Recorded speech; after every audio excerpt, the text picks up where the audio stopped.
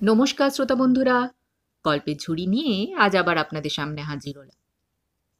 আমরা শুনছি ধারাবাহিক গল্প শেষ বেঞ্চের দিনগুলি।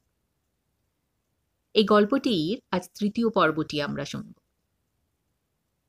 গত পর্বে শেষে আমরা শুনলাম অর্ণবের হাতে রণর লেখা একটি নোটবুক এসে হাজির হয়েছে।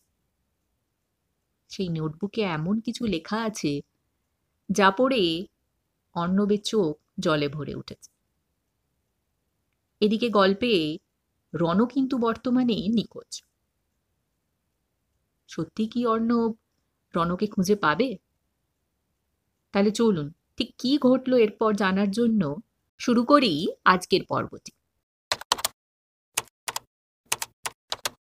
সকালবেলা অফিসে না গিয়ে অর্ণব ট্রেনে চেপে বেরিয়ে পড়ল। গন্তব্য উত্তরবঙ্গের শিলপাড়া। রণর জন্মগ্রাম। পুলিশ জানিয়েছিল রণ শেষবার ওই দিকেই গিয়েছিল রিপোর্টিংয়ের কাজে।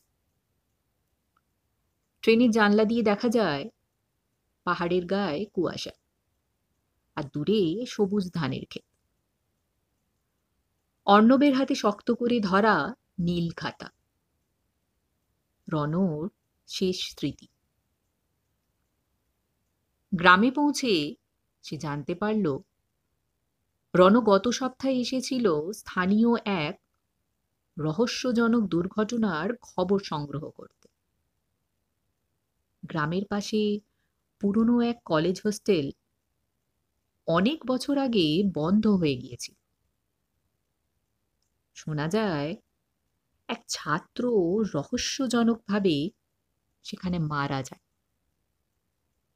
আর তখন থেকেই জায়গাটা অভিশপ্ত বলে লোকেরা ভয় পায়।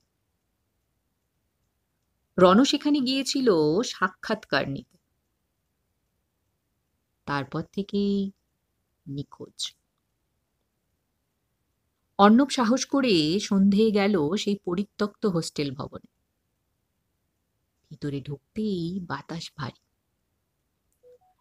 দেয়ালে ছেঁড়া নোটিশ, ভাঙা বেঞ্চ, আর কোথাও কোথাও অচেনা হাসির প্রতিধ্বনি।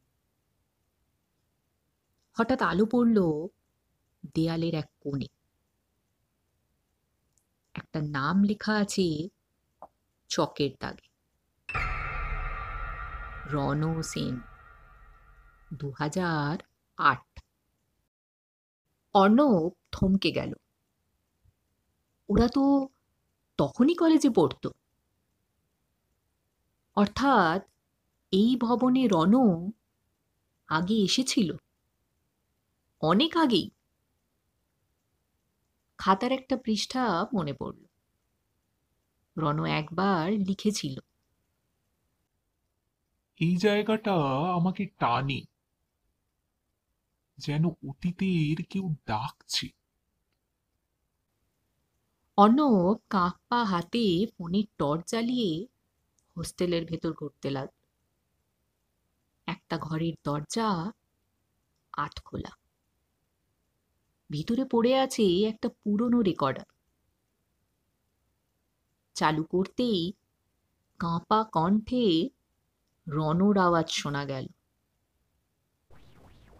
অর্ণব, যদি তুই এটা শুনিস, বুঝে নিস আমি সত্যটা জেনে গেছি। এই কলেজের পুরনো দুর্ঘটনা, সেটা দুর্ঘটনা ছিল না, কারো ইচ্ছাকৃত কাজ। আমি নামটা পেয়ে গেছি। তারপর এক ঝটকা আওয়াজ। রেকর্ডিং থেমে যায়। অর্ণবের বুকের ভেতর ভয় আর রাগ একসঙ্গে জমে উঠল। কে সেই মানুষ? কি জানতো রণ? ঠিক তখনই দরজার বাইরে ছায়া নড়ল। কেউ যেন পায়ের শব্দ করে পালালো। আজ তাহলে এই পর্যন্ত। গল্পটির পরবর্তী পর্বটি নিয়ে হাজির হব আবার আগামীকাল। ততক্ষণের জন্য আজকের পর্বটি যদি আপনাদের ভালো লেগে থাকে তাহলে অবশ্যই একটি লাইক করবেন। আর নতুন শ্রোতা বন্ধুদের কাছে আমার বিশেষ অনুরোধ থাকবে গল্পঝুরি চ্যানেলটিকে সাবস্ক্রাইব করে চ্যানেলের পাশে থাকার জন্য। আজ তাহলে আসি, আবার হাজির হব আগামীকাল। নমস্কার।